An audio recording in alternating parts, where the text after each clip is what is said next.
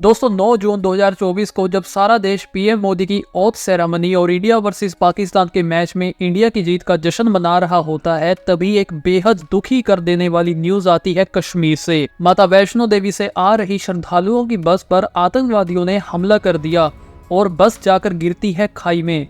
इस इंसिडेंट में 10 लोगों की मौत हो जाती है और 33 लोग इंजर्ड हो जाते हैं। पर आखिर इन बेगुनाह लोगों को क्या दोष था और क्या था ये पूरा इंसिडेंट, चलिए जानते हैं। 9 जून को पीएम मोदी अपने लगातार तीसरे टर्म की शपथ राष्ट्रपति भवन में ले रहे होते हैं। उसी समय एक खबर आती है कि एक बस कश्मीर के रियासी इलाके में खाई में गिर जाती है। इसमें 10 लोगों की तुरंत मौत हो जाती है और 33 लोग घायल हो जाते हैं। शुरुआत में सभी को ये लगा कि माउंटेन एरिया होने के कारण ये महज एक एक्सीडेंट हुआ होगा जिसमें कि बस खाई में जा गिरी। बाद में पता चलता है कि ये एक टेररिस्ट अटैक था। श्री माता वैष्णो देवी से दर्शन करके आ रहे श्रद्धालुओं का टेररिस्ट वेट कर रहे थे। भक्त अपने भजन कीर्तन में लीन होते हैं कि अचानक उन्हें गोलियों की आवाज सुनाई पड़ती है। इससे पहले कोई समझ पाता, सबसे पहले गोली ड्राइवर को जाकर लगती है, जिससे कि बस डिसबैलेंस्ड होकर खाई में जा गिरती है। अकॉर्डिंग टू द सर्वाइवर्स 2 से 3 आतंकवादियों ने उनकी बस पर हमला किया और बस के खाई में गिरने के बाद भी उनकी बस पर लगातार गोलियां चलती रही। इस अटैक की रिस्पॉन्सिबिलिटी ली थी द रेजिस्टेंस फोर्स ने और सोशल मीडिया पर पोस्ट किया था, this is just the beginning, more to come. अब ये 9 जून को कोई सडन अटैक तो था नहीं, बल्कि एक प्री प्लान्ड अटैक था जिसमें कि पीएम मोदी के शपथ वाले दिन ही उनके समारोह को इंटरप्ट करने और डीफ्रेम करने की साजिश थी। ठीक वही दिन जब इंटरनेशनल मीडिया, बड़े बड़े वीआईपीज ओथ सेरेमनी में शामिल थे।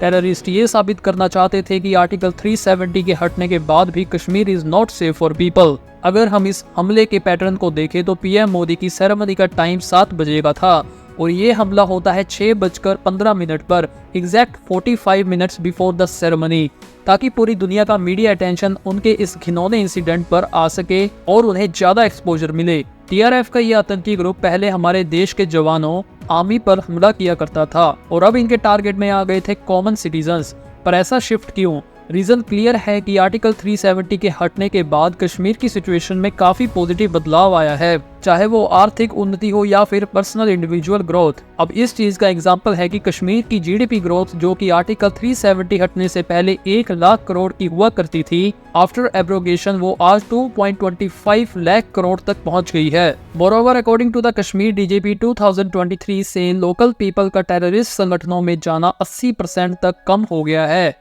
जो कि बड़े बड़े टेररिस्ट संगठनों के लिए गवारा नहीं था। अब इस न्यू कश्मीर के डेवलपमेंट में टीआरएफ टेररिस्ट ग्रुप का इन्वॉल्वमेंट कैसे होता है? बात है 5 अगस्त 2019 की, जब अमित शाह द्वारा पार्लियामेंट में मेजोरिटी के साथ आर्टिकल 370 को स्क्रैप किया गया। इसके बाद जम्मू और कश्मीर में होने वाले आतंकी हमलों में एक मेजर गिरावट देखी गई। अब ये उसी वक्त की बात है जब आर्टिकल 370 को स्क्रैप किया जा रहा था। एक ग्रुप जिसका नाम था द रेजिस्टेंस फोर्स यानी कि टीआरएफ, वो सोशल मीडिया पे बहुत ज्यादा एक्टिव हुआ था और इंडियन गवर्नमेंट के इस फैसले का जोर शोर से विरोध करने लगा। Strongly force narrative Jammu Kashmir की जनता में स्प्रेड करना कि इंडिया ने कश्मीर पर कब्जा कर लिया है और हम सब उनके गुलाम बनेंगे, ऐसी नेगेटिव बातें ये लोग आम जनता में फैला रहे थे। उसी वक्त पाकिस्तान के ऊपर FATF की कड़ी नजर थी और ग्लोबल एसोसिएशन ने यह साफ कर दिया था कि अगर पाकिस्तान अपने टेररिस्ट ग्रुप्स के अगेंस्ट कोई सख्त रवैया नहीं अपनाता तो उन्हें फाइनेंशियल एड मिलना बिल्कुल बंद कर दिया जाएगा, जिससे साफ था कि अब पाकिस्तान POK के जरिए कुछ सालों तक टेररिस्ट नहीं भेज सकता था और ना ही इंटरनेशनल एसोसिएशन की नजर में चढ़ना चाहता था कि उसे एक टेररिस्ट सपोर्ट कंट्री के रूप में देखा जाए। फिर पाकिस्तान की ISI ने एक प्लान किया कि ऐसा एक नया एंटी इंडियन ग्रुप स्टार्ट किया जाए जो कि फुली इंडिया के खिलाफ अपना प्रोपोगेंडा चलाए। महज 6 महीनों के अंदर ही एक online anti India group TRF अब एक फुली ऑर्गेनाइज्ड टेररिस्ट ग्रुप बन चुका था। हालांकि इस ग्रुप के लोग कहा करते थे कि वो कश्मीरी लोगों के हक में, उनकी आजादी के लिए भारतीय सरकार के खिलाफ लड़ रहे हैं और पाकिस्तान ने भी इन्हें ऐसा ही ग्रुप कहकर पोर्ट्रे किया था कि ये टेररिस्ट नहीं है बल्कि फ्रीडम फाइटर्स हैं जो कि अपने हक पाने के लिए प्रोटेस्ट करते हैं, इंडियन गवर्नमेंट के खिलाफ हैं। तभी इन्हें रेजिस्टेंस फोर्स कहा जाता था।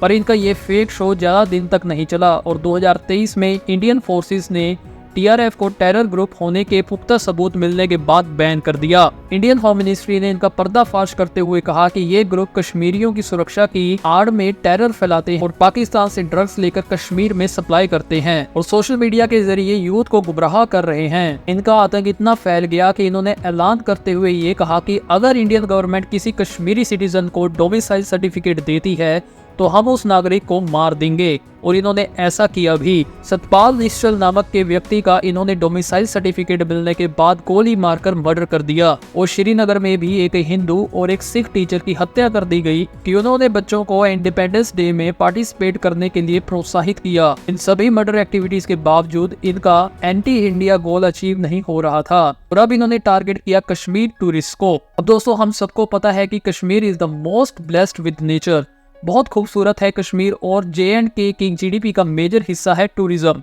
अब अगर टूरिस्ट आएंगे तो कश्मीर की ग्रोथ और डेवलपमेंट होगी और यही इस ग्रुप को गवारा नहीं था कि कश्मीर डेवलप हो और तभी पर्यटकों पर हमला करना, यात्राओं पर जाने वाले श्रद्धालुओं पर हमला करना इनका प्राइमरी टारगेट बन गया था। इस इंसिडेंट के बाद पूरा देश एक शोक लहर में है। पीएम मोदी ने कहा कि इस हमले के विरुद्ध स्ट्रिक्ट एक्शन लिया जाएगा और कोई भी टेररिस्ट बच नहीं पाएगा। उन श्रद्धालुओं और मारे गए लोगों का क्या कसूर था? इस घटना के बाद ऑल आइज ऑन रियासी के नाम से कैंपेन चल रहा है। हम सभी की कंडोलेंसेस उन मारे गए लोगों के साथ है जिनके परिवार बिखर गए। हम यही आशा करते हैं कि दोबारा ऐसा कोई आतंकी हमला ना हो और गवर्नमेंट इन आतंकियों को मार गिराए। तो दोस्तों ये था पूरा इंसिडेंट जो कि हमारे इतिहास में एक डार्क चैप्टर बन गया है। धन्यवाद आपके समय के लिए।